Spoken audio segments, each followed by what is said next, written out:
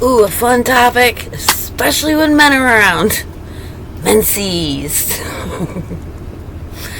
The monthly visit to no touchy touchy zone for the women. The ladies, proceed.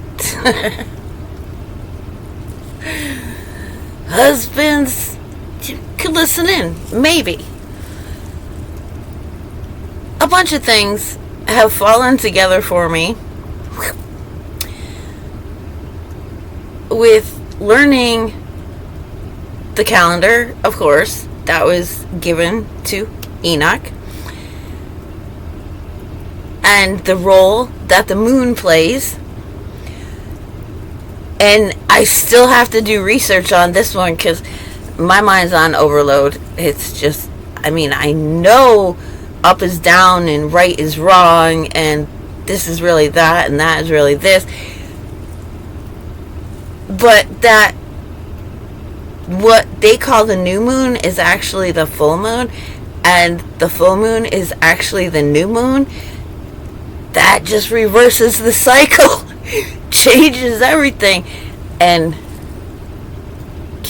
that overwhelms me because I had a hard enough time trying to grasp how to calculate and formulate and act in accordance with the calendar. So now I've got to find out, is this true? Oh my goodness, crazy. However, menses. Women tend to menstruate in alignment with the moon.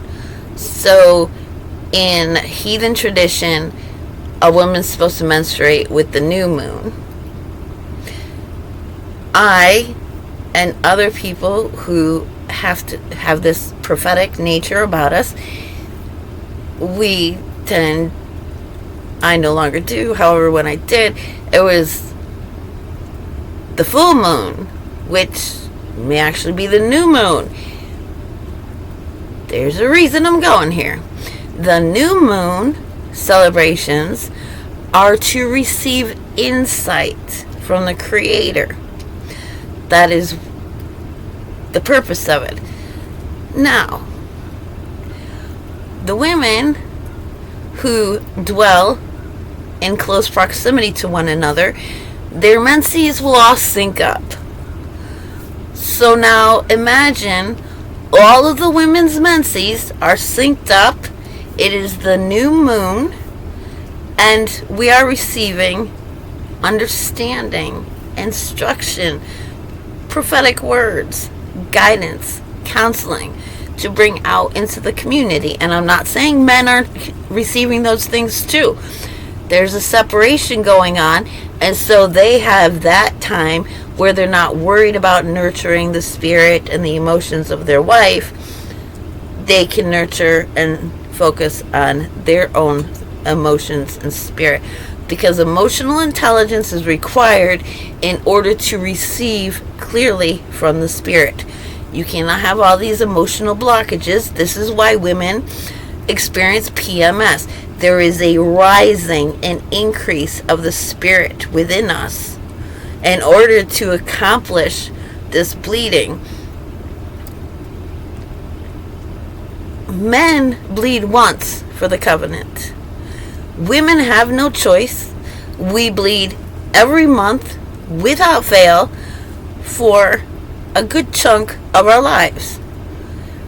So instead of looking at, oh, she gets to offer just a turtle dove, something of less value, her life is of less value, maybe it's because she is already offering enough blood as it is, and so it is not required for her to make such a compensation as it does for a man who, fortunately or unfortunately, depending on how he feels about it, if it's good or evil, what I'm saying and explaining here is going to be accordance with your perception as to whether or not you would prefer to give a turtle dove instead of a larger livestock animal. So that's another thing that comes into this picture.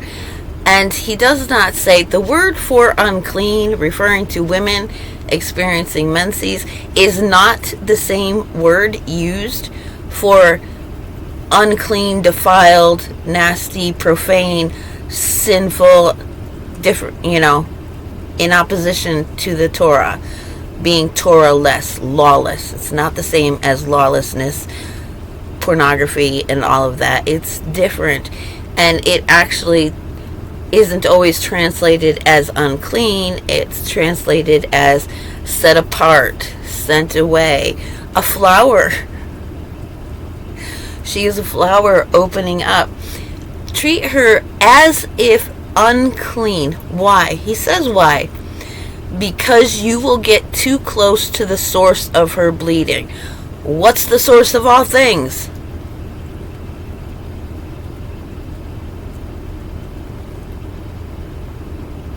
Our Creator. She's too close to the Creator for you to approach while she's having this increase of spirit and this download of understanding, comprehension, insight, knowledge, direction. Whoa. And to us Western people, we're just like, but if you go into any tribal-based community, such as, for example, it was highly publicized when they were protesting the Dakota pipeline, and they had the red tent there, so women who were menstruating separated themselves. They went into the red tent, and the chiefs of the tribes went to that red tent. Ladies, please stop praying in there. The Creator is hearing your prayers over ours. Real thing. You'll have to do a lot of digging, but you can Google it. Ask somebody involved in the Red Tent Society. They could probably find it for you. I'm not a part of it. They're, like anything in the world, secularly produced, it's corrupted. So, however, the principles behind it originated from the Creator when the earth was governed. Figure, when it was just Noah, his 3 sons, they all knew it. This is where these traditions come from. The women were going setting themselves apart, children running back and forth according to their needs, their age, their abilities. But most likely the younger girls approaching that age would be with the women so she could learn the practices. In countries where it was forbidden for women to teach one another on these things, they created a dance that is now known as belly dance. Women were killed for performing that dance in public because when she moves her hips a certain way, it was to show the women the cycle of the moon. When a woman was in labor, she was on the birthing pole or the birthing stool, and the women would dance around her, and they'd make the body movements for labor. That is the way that they instructed one another, is by dancing. Okay, you want to swing your hip, you got cramps, swing your hips this way. You have emotional blockages, there's something you haven't confronted. That spirit cannot come and fill you up, and you cannot receive clearly all that it has for you. And so it's so much more way involved than, oh, she's bloody, she's dangerous, she's dirty, go away. No, this is like, that's too sacred to touch, man. Let them do their thing. Like, no say in it, none whatsoever. Don't even go there. She will come out to the tent. She may have crafted something that has subliminal messages on it. That's what art is when you create art. Whatever it is you're meditating on while you're creating it, The nature of your meditations are going to be infused. Your spirit marries, becomes one, and bursts whatever is subliminal, subconsciously put into the creating of this, the colors, the patterns, and things like that. So it's just a very, very different picture that it paints than simply the bare bones. That's basically what the books that they give you as the Bible, the canon, they had books removed. And the Jews, the Zionist Jews, and the Zionist Christians, who don't know that they're Zionist Christians, came to an agreement that these books would be removed. And it's very convenient because the very books that they removed point to the Messiah, so Jews will not be able to recognize that the Messiah had come. And they establish that the Trinity is a lie. And so they don't want Christians to know that, because that vagary keeps them confused and from receiving with clarity what our Creator has to share with us.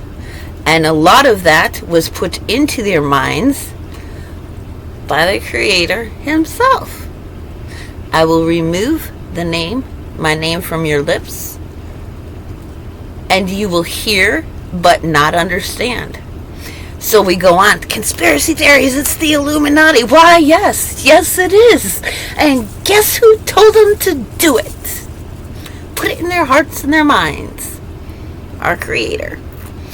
And so we complain about evil, but that evil is necessary because the world is our oyster. We get to pick and choose what to believe.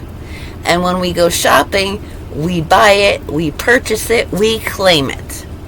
This is what we want. And so the Creator says, that's what you want. That is what you shall have. We all have immortality ahead of us. Every one of us. All of us.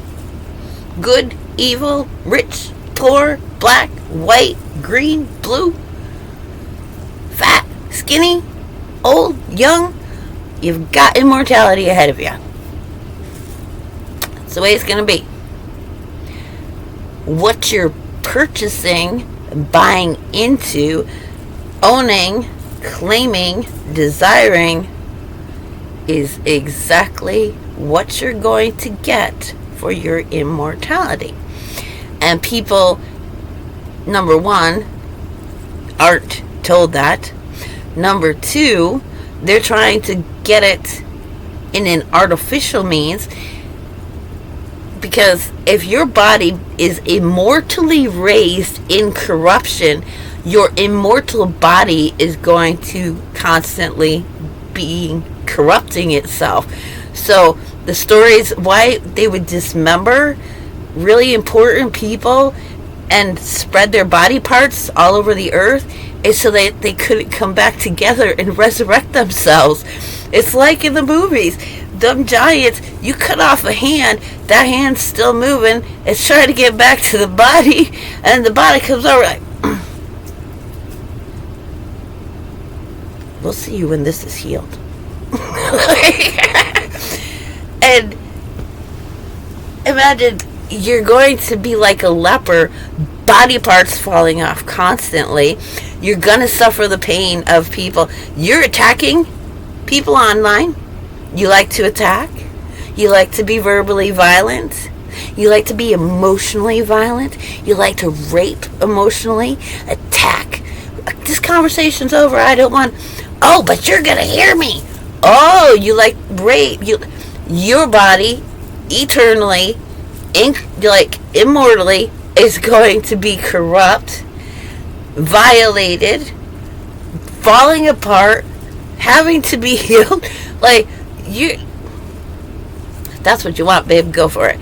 But the rest of us who we're buying, we're purchasing, we're focusing on, we're claiming ownership of, we are choosing to use our resources to bring into our life and experience that which is good for us to nourish and sustain and purify and share. Well, we're just going to constantly be renewed with all these beautiful things. And there's no companionship, there's no compatibility there.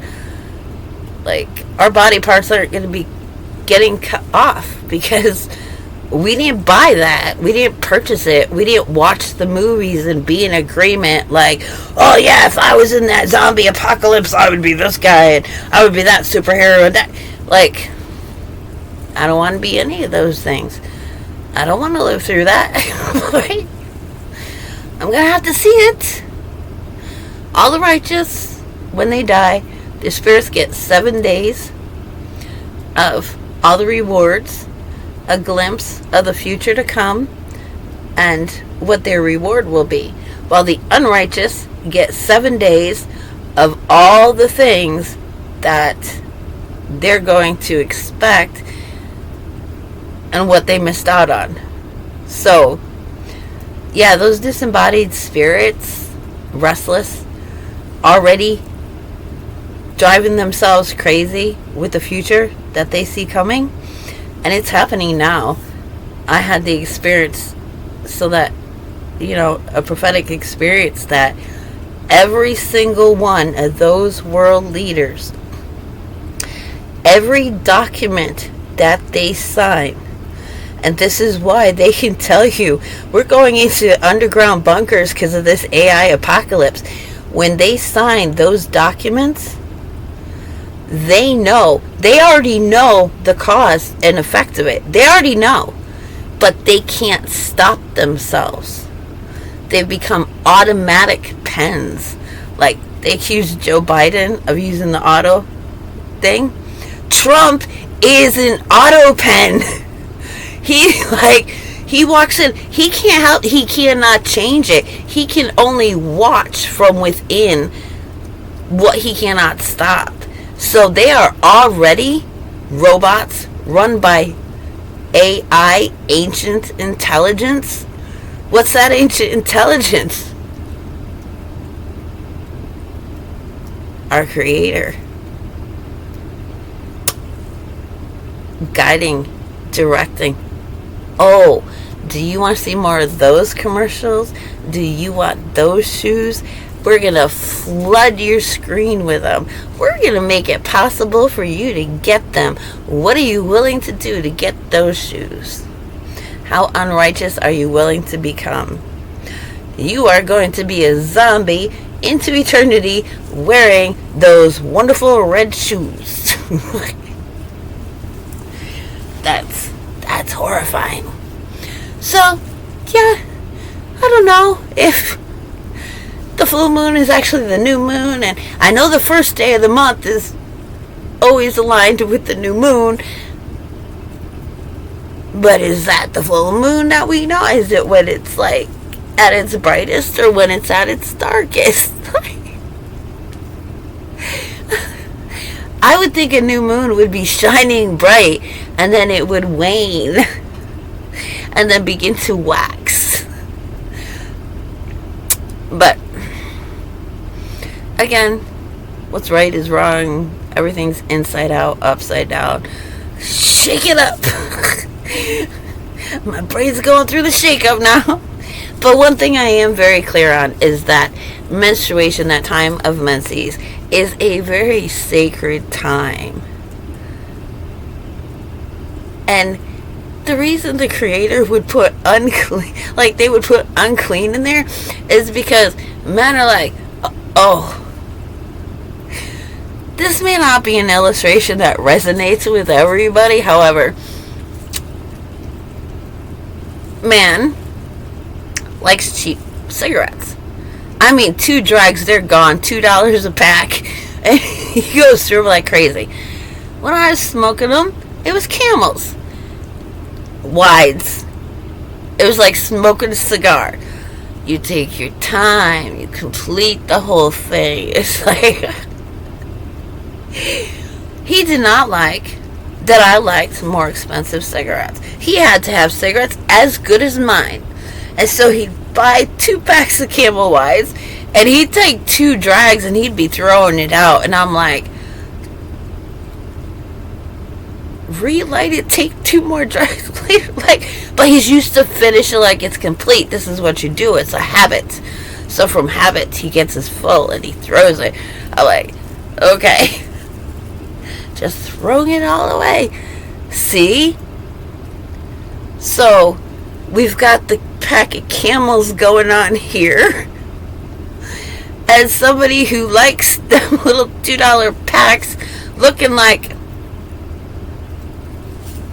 she's not better than me. I deserve them Camels too. So, if the creator says, okay, use the term unclean, then a man's like, yeah, that's gross, I want no part of it. Oh, you're filthy, you're disgusting. And I, as a woman, like, oh, thank goodness. That same man, our camper, lived in a camper for a while, had the old split rim tires, so you couldn't just take it to any mechanic. They're very dangerous. You had to take it, and of course it's more costly. There's more risk involved. And so it was going to be like $800. Well, he found a corner in Idaho, stood on the corner. We had over $800 so we could get those tires fixed. All 4 of them needed fixing. It was scary. The brakes needed fixing. The accelerator needed fixing. I mean, it was falling apart. He used to purposely terrify us, drive it up a big mountain, and then, the brakes aren't working, we're gonna all die. Like, yeah, whatever, dude. Thank you. Well, we had that money given to us, and the camper was loaded up with diapers and all kinds of stuff, everything, food, everything we would need. Like, could have gone into the woods for a month with brand new tires and, you know, a safe vehicle. He's driving, and you can see the spirit just get into him. He turned around and he says, I'm going to the casino. Alright, so be it, so be it. And he says, I'm going to go in there for a couple of hours. Kids can't come in. I'm not going in. You know, I'm fine out there. Back of the parking lot. Nobody. Dark. Like, peace. And I said, make sure you get me a pack of cigarettes before you go in. Well, I'll just get them when they're in. No, you're going to spend all the money and you're going to come back maybe with a $2 pack of cigarettes that won't last us both any amount of time. And he's like, fine. He got me a pack, and he's like, I'm going in there. I said, good. I'll have 2 hours apiece that I don't have to deal with you. Bye. Opened up my Bible and got to read it. Like, that was when it hit me for the first time. Like, we're supposed to be observing Torah, and my mind can't even begin to wrap itself around. How do you follow all the, what applies, what does, I made my kids little tassels, safety pinned them, like, to the corners of our garments, like, the best that I could make from what I could comprehend from reading. And then it came on me, like I shared in one of the other videos, like, what, do you want to walk around looking more righteous than everybody else? I'm like, no. So I saved one tassel, put it and carried it with me over the years. I don't think I still have it. I don't know. But, like, now I want to go digging because I've got one folder of things, you know. But, like, no, I put it all away. I don't want to be like, I don't want to put that out there. I don't even feel that way. Like, the last thing I was feeling was righteous. But, as a side note, for encouragement, when I said that to that man, fine, good, I won't have to deal with you for the next, he realized his threats were no longer working. And that demon left him. And all that was left there was this shriveled, miserable, impotent looking old man. That's all that was left of a shell. And then, of course, the demon went back in, and all the money was gone, and we're back down the road with a very dangerous vehicle. It was funny. Pulled into one town. Oh my goodness. And he just wants to get us in trouble. He wants the kids taken away. There was a law. I don't know if it still is, but a lot of rural communities still abide by the law. If you end up in a town and you're broke down or you're having difficulties, the police station will pay for either a tank of gas so you can continue on your way, or a motel room for the night. So he went to the police station in this illegal, broken down vehicle, and the officer comes out to check it out, takes one look, me and the kids. They were impressed that the camper was so clean. They're like, normally when we go into these places, they are disgusting and dirty, but they were impressed. It was clean. And he's like, he couldn't do it. He's like, I'm going to fill you up with gas, and I never want to see you in my town again. Like, he was it. I am not dealing with this. Like a boatload of trouble coming down the road in his eyes. So there are a couple of comforts for anybody who's going through this kind of experience right now. Number one, don't believe the threats and the lies, and all that you're dealing with in truth is a poor, shriveled husk of a person. And if you're really sincere and you're really trying, like, you will be looked after. Even the most legalistic of authorities is just you will be shown mercy, like Joseph in prison. Do not lose hope and look for these little things. I shared in one of my other videos when dude was on the corner begging for money, and I'm in the camper. I'm just happy cooking a meal, and of course it's canned stuff and expired stuff and leftovers from people, the typical stuff you get when you're homeless. And but thankfully it was not in one of the shelters where they start with a pot at the beginning of the week and just keep adding stuff to it all week long, so you're eating rotten food mixed in with on the edge of rotting food at the end of the week. Like, I was happy to have the cans, so I was not complaining. But as I'm cooking, it popped into my head, oh, I used to love blueberry pie, cherry pie, fruit pies, and bread. Oh, I used to love breads, all kinds of bread.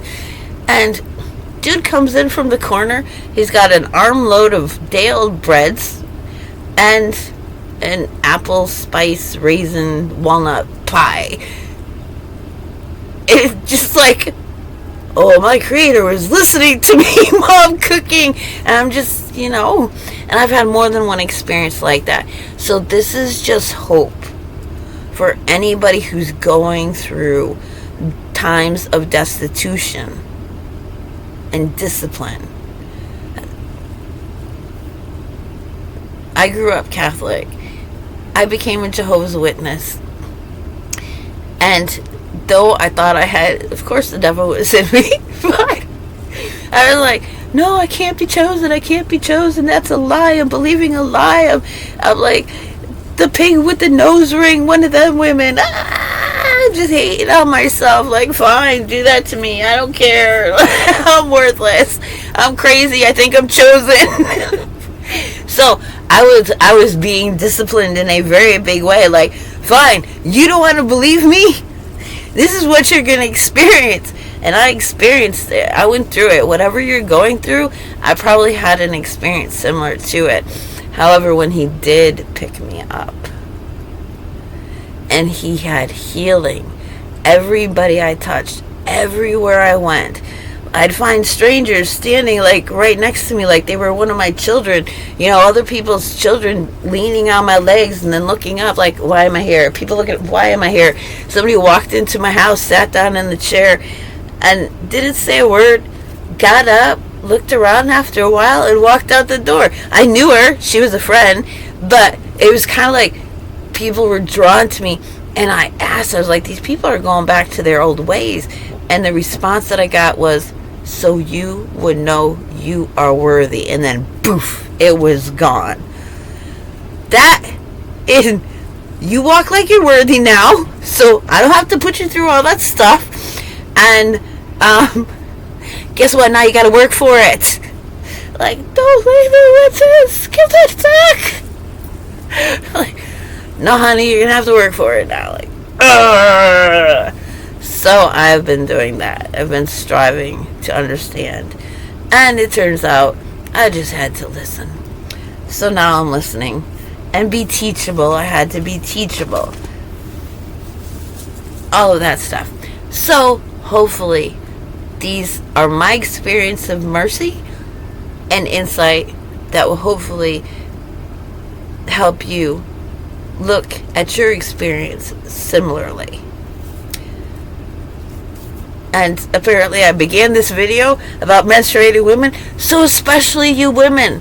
And anybody listening to this who is like been very judgmental of homeless people and women with children that, you know, stay homeless, don't go into shelters, maybe this will give you a little bit of insight as to what that experience is like and how somebody can come out of it with greater faith than the ones with nice houses going to church every Sunday. It's up to you what you do with it. Either you're perceiving evil or you're perceiving goodness. And the reason for your perception is your choices being reinforced by our Creator. That's why I'm not going to argue with you over it. I'm not going to argue with my Creator. I love Him. I think He's great. And if He's saying, bark, bark, bark, bark, bark, to somebody, at me, I can say, alright, our Creator's decided I'm not to influence this one. I'm going to keep my distance. Thank you, Father. And then the barking doesn't have to be so loud. All it takes for me to know that I'm making somebody uncomfortable is for the spirit in them to just move just a fraction. Like, I can smell it on people. I can perceive it. That's why it's called extrasensory perception. I am tuned in an extrasensory way. I have the ability to register extra senses that we don't have when we focus and believe this is our real and the only reality. So, freedom is ours when we come into alignment with our Creator. But if we decide to make ourselves slave to material things, ideas, congregations, families, friends, then we are not free. We chose subservience. We chose to obey their fears, obey their comfort zones. I'm not into making people uncomfortable.